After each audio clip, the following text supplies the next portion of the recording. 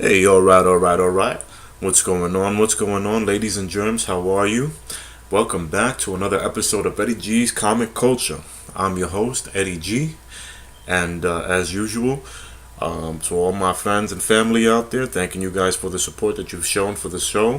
I want to spend, if you guys are just tuning into the show right about now, I want you guys to always know that I always start off my episode sending out a special shout out.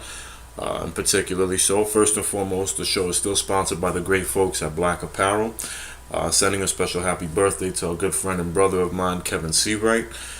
He's once again, the show wouldn't be anywhere without him. Thanking him from the bottom. I'm indebted to him forever for all the contributions that he's made for this program. Thanking him from the bottom of my heart.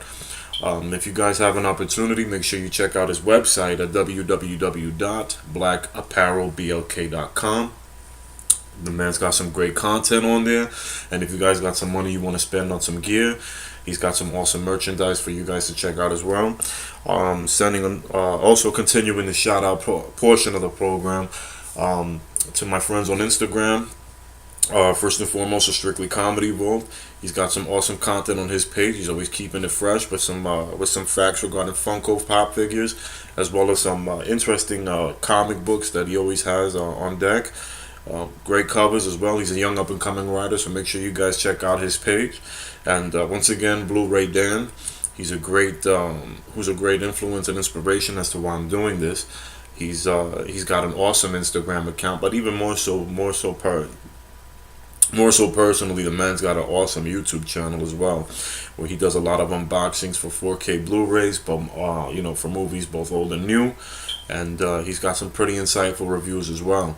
So make sure you check out his page, his channel on YouTube also whenever you guys get the chance. And last but not least, a good friend of mine, Dennis Knight, who was just about a week and some change ago, about a week and a half ago, was at New York City Comic Con. He's a writer for Pronto Comics. He's got the Cross Comic out. And I'm going to be doing soon enough, I'm going to be doing a review for his book as well, coming up in the episodes. And thanking you guys once again for all the lovely support. So let's get this show on the road. Well, today I've been posting up on my on the Twitter pages and my Facebook and even on Instagram exactly the future of my episodes. Today's topic, I wanted to discuss two Superman story arcs. First and foremost, it's going to be you probably read them, probably have not. The first one I'm going to discuss is Superman for Tomorrow, written by Brian Azzarello and illustrated by Jim Lee, with inks by Scott Williams. You guys know how I feel about Jim Lee. He's my top artist of all time. And then, of course, Superman Earth 1, which is also written by J. Michael Straczynski and with art by Shane Davis. Very good. This was a very good book, honestly. So let me start off with Superman Earth 1. This is pretty much like another retelling of the Superman origin from the acclaimed writer J. Michael Straczynski. He's done some stuff from the past, actually, from earlier cartoons such as He-Man, the Masters of the Universe. He's actually done some stuff on the real Ghostbusters as well. This guy's writing credits go back quite a bit. And realistically, what he did was this is one of the few occasions where the story comes out with Superman's origin, and it's actually dabbled with a bit. It's not considered really direct. It's just like a reimagination, I guess you could say. But it doesn't fly so much away from it. If you guys ever read this book, you'll see exactly why. Well, for starters, I would like to say that this is a book, and what's funny to me about this story arc is basically, just to give you guys a show real quick. I hate keeping it like that in the cover. I mean, no lie, I love keeping it in the cover because it keeps it nice and crisp. But I want to be able to show some of the artwork here, and basically, if you guys ever see this book and read, I'm not gonna give you any spoilers just to avoid. Quite a bit of it is actually very influential to the recent Superman, portrayed by Henry Cavill in the Man of Steel film, and a lot of the influence from this book is there, so to speak, to say the least, anyways. And it's, like I said, it's a reimagination of what the Superman origin is. Honestly, it details Clark's first arrival into Metropolis and how he's handling life as I guess as his life as a Kryptonian in Metropolis as he leaves Smallville, and basically he's trying to find himself. Excuse me.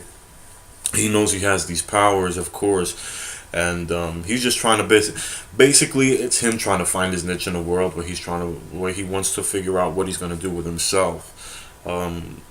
He goes to Metropolis, and the book details exactly how he when he arrives, what he does exactly. He starts looking for work because he looks he believes he actually starts renting.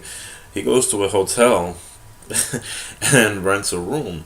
So in the process of that, he's also going on job interviews, and he's got a lot of interesting job interviews lined up. Like it really it delves into what he's out. The book delves into what possibilities Clark has considering his powers and abilities before he becomes Superman, and he can be an all-star football player, and one of them is actually a world renowned. He's actually has the opportunity to join one of the world's most proficient and famous uh, you know scientists out in Metropolis.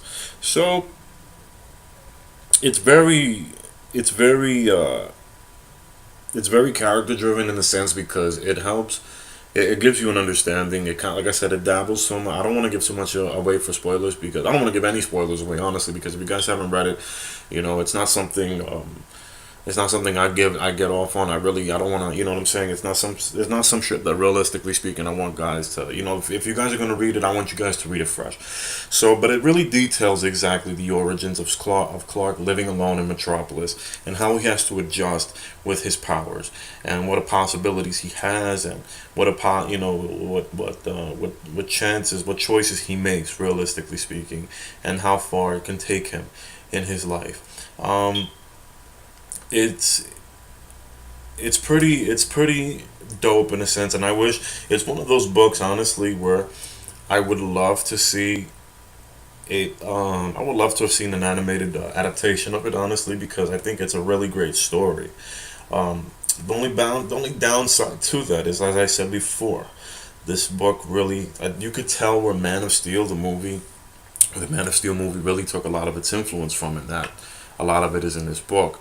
Even certain scenes as well you'll recognize in this book that happened in the movie as well. So, but I think the animated feature would do well to patch up a lot of the emotional drive behind the character that was missed. That was a missed opportunity in the live action film. I'm not saying Man of Steel is bad at all. I actually like it. It's one of my favorite Superman movies of all time. But it was a lot of stuff that they really didn't really deliver. They didn't execute as well as I thought that they should. So I think that would be a great opportunity for them to actually patch that work up with the adaptation of this, an animated adaptation of the book. So I think it's an awesome read. There's a couple of more volumes I still have to pick up, you know, and it's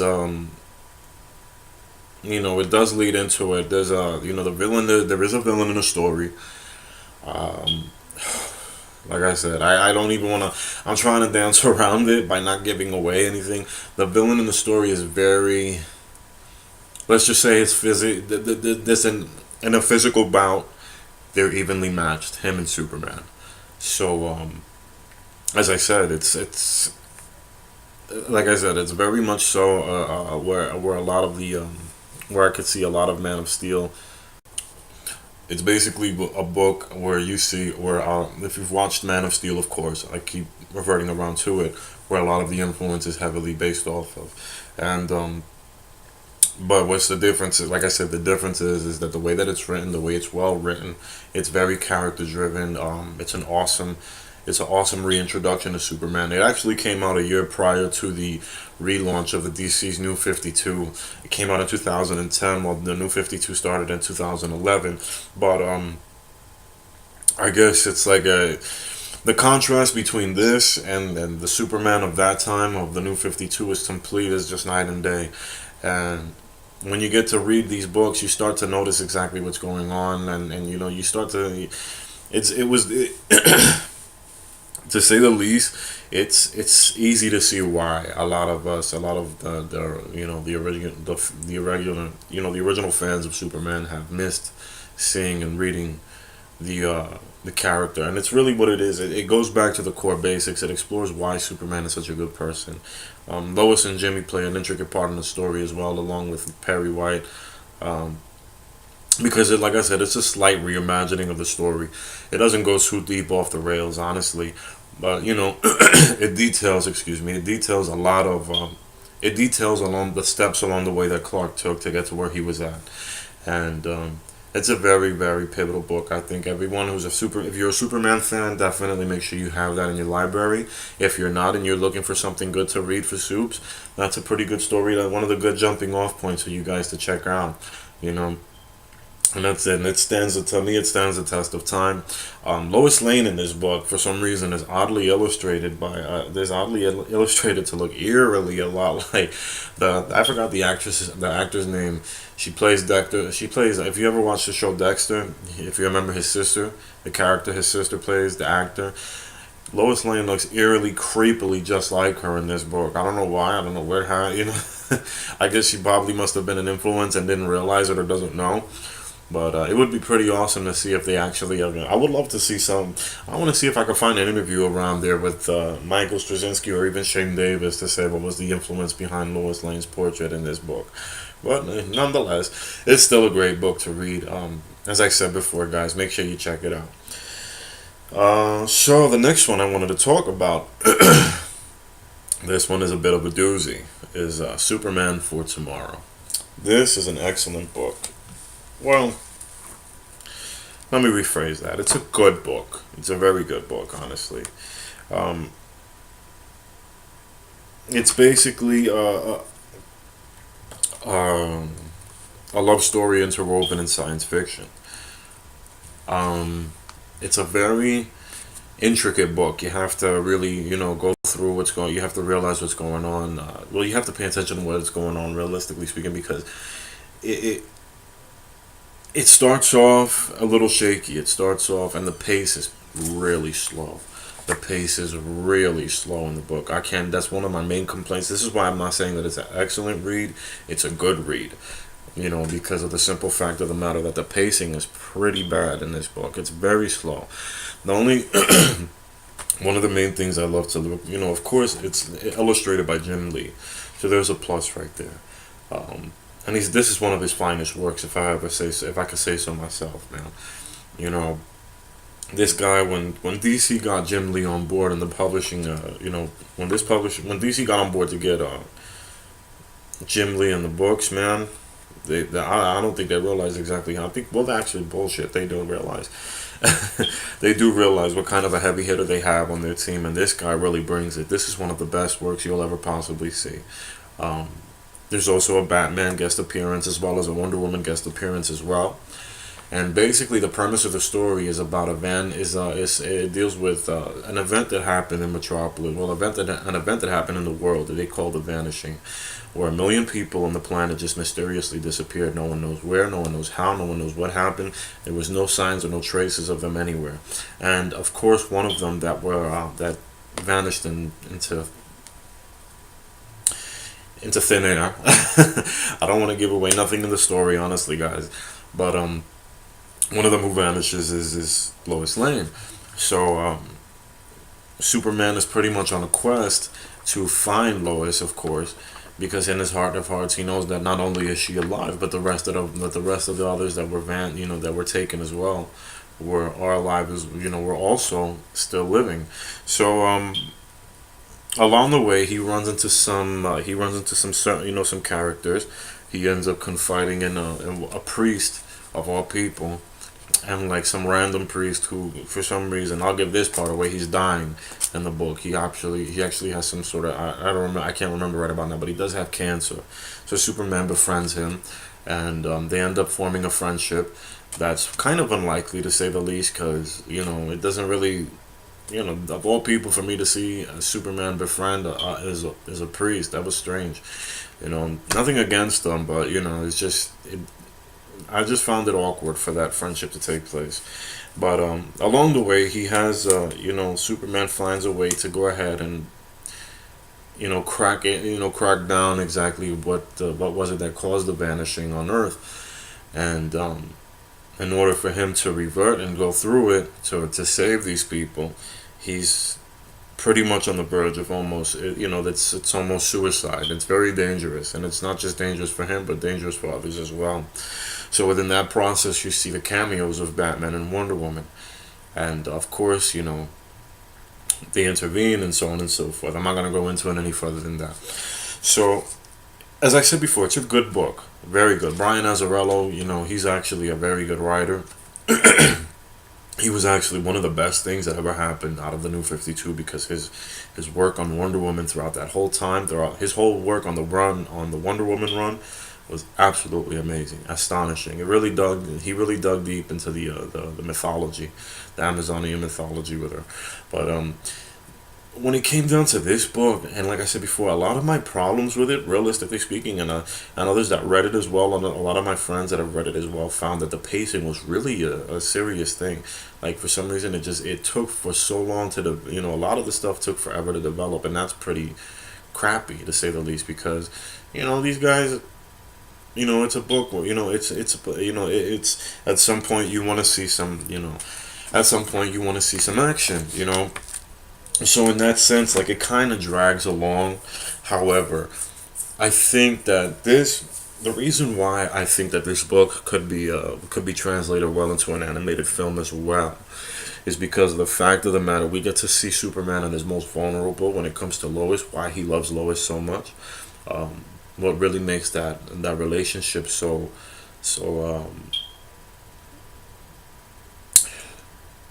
special. I want to say pure, but yeah, it's just sounds so cliche.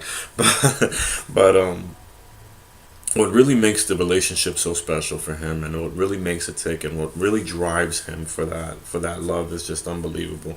So the dialogue between her and him in the book is very touching, to say the least. It definitely tugs on your heartstrings, and even though there is some excellent points of it, some excellent moments, especially.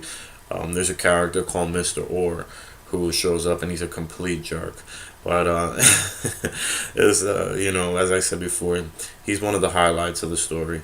But for the most part, like I said, the only thing that was really killing it was the pacing of the story, because we all get to know we all get to see the main villain and how long it takes. But and to think, when I actually read up on it, when I actually wikied the entire story arc, like, this story spanned quite a bit of issues. So, no, to say the least, like, Jesus, I love Jim Lee, but it kind of sucks that he gets some of the crappiest projects in DC sometimes. All-Star Batman. but it was actually a really cool read, to say the least. Like I said, it's a love story and wrapped in science fiction. It's really good, to say that.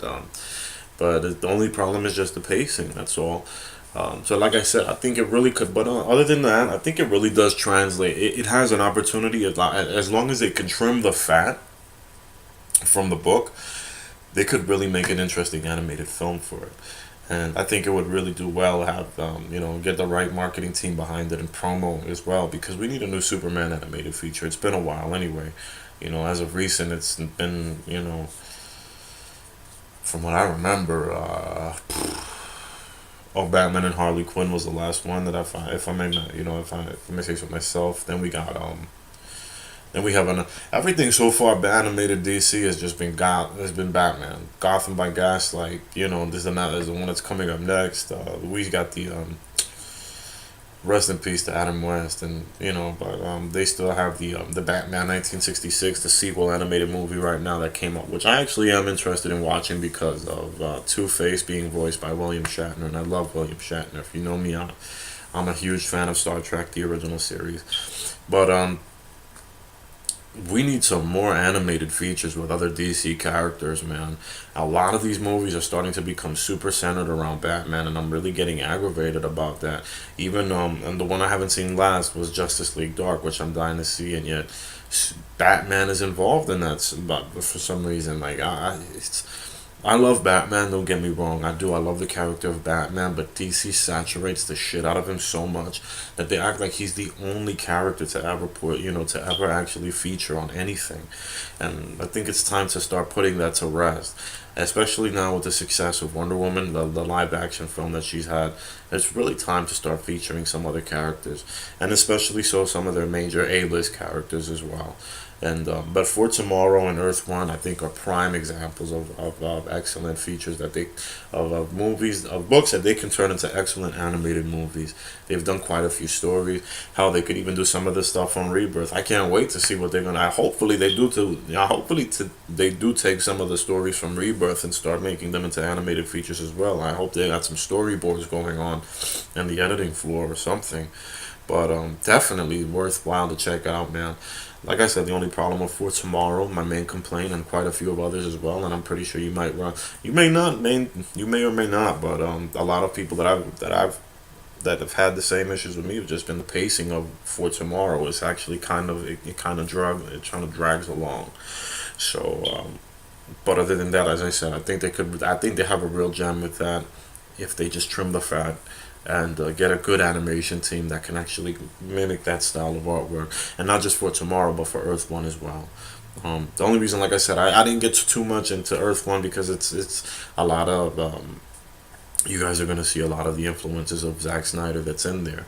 Unfortunately, from Zack Snyder's point of view, he took a lot of the bad influences from that book and literally like exploited the hell out of it and just went left out of it. He just went completely left with it. But they're definitely awesome reads, man. Awesome reads as well. So not to jump off on that, but it seems as though I still haven't gotten a chance to see that new Black Panther trailer. I've been kind of busy today, and I'm actually about to start a new job, so I'm trying to keep myself on the up and up for notes and everything like that. So it's been really a hell of a week as of recently, guys. So please excuse me. I'm trying to keep as much work contained on the show as much as I can possibly. Doesn't mean I don't love you. I love you guys all. I love every one of you guys, definitely. Sad enough that we had to, and I knew this was going to happen too, but Blade Runner 2049 gets knocked off of first place in the box office. I think it's still number two, but for it to fall down second place to Happy Death Day, what the hell is wrong with people, man? No wonder we get such stupid crap in theaters nowadays. Because you guys they keep pumping this shit out. And don't get me wrong, I know that there are some pretty passive reviews on Happy Death Day considering the spin. But you know what, even with the Groundhog Day spin on it, am I really that interested to watch that movie? Absolutely not. So it's pretty what a lame idea. The New Mutants trailer looks phenomenal. That I'm definitely interested in seeing.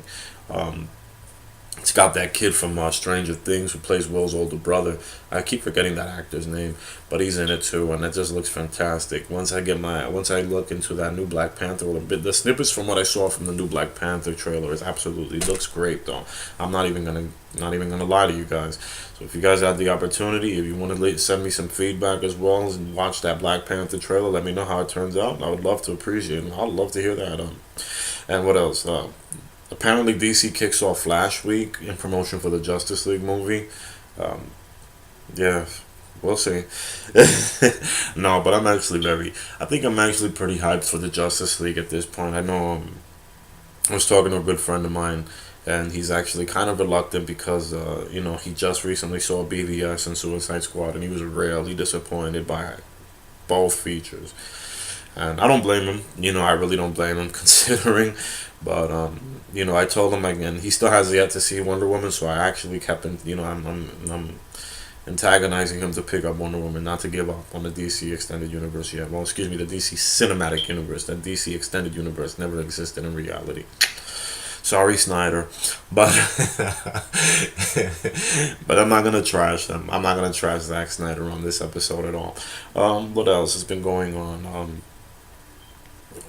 Man, Mark Ruffalo, man, I know he got an earful from Kevin Feige. I heard. I don't know if you guys have heard, but apparently, like there was the world premiere for Thor Ragnarok, and Ruffalo ended up having his phone on and with the camera still recording, and he caught like the first 15 minutes of Thor Ragnarok. That's man. I hope they went easy on him, please. I love Mark Ruffalo as though I love Mark Ruffalo as Bruce Banner. He's been to me like I think he was great. He's been great since Edward Norton. So please, Marvel, please, Kevin Feige, do not fire him. I know they're not gonna fire him, but you know, I know they gave him I know they gave him a good deal of hell. So with that being said, guys, it looks like I'm just gonna have to wrap this up. I do apologize that the length is so short this week, but I did wanted to make sure that I focused on for Tomorrow on Earth 1. I wanted to make sure how it was very difficult tackling this episode, talking about these books, so as to not get too much into detail. The only reason why I gave such a little bit of details on for Tomorrow, and basically so, is because of the pacing issues. And even when you guys read it, just stick with it. Trust me, it gets to me it's pretty worth it at the end. If not, then hey, I tried my best to suggest for a suggestion. But anyways, I'm just gonna close this episode out with a big thank you to all of you guys. I appreciate the show of support and the love. And once again, you know where the comment section is at. If you guys have any questions, comments, or suggestions for future episodes, topics you want to discuss, man, hit it up. Let me know. I'll definitely love to hit it back, man. This is a forum for all of us who love comic books and everything comic book related, so we can all have a discussion, get away from this crazy, crazy world that we live in. So again, I'd like to thank you guys. I love you guys. Make sure you check out the next up, and make sure you check out the other videos as well if you guys are subscribing. And I hope to see you next time then. All right, take care. Bye bye.